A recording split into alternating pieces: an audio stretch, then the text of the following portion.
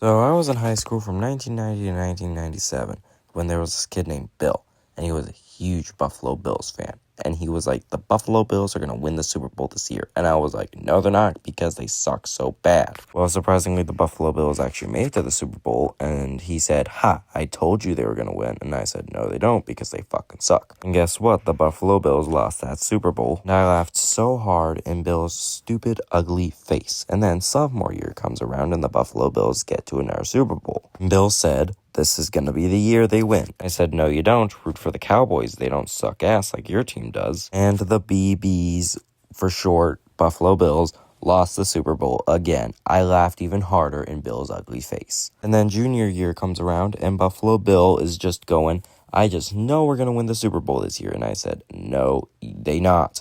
Stop saying that, for God's sake. And they lost the Super Bowl for the third time in a row. And then senior year, the final year of high school, comes around, and Buffalo Bill is like, no way my team loses 4 Super Bowls in a row.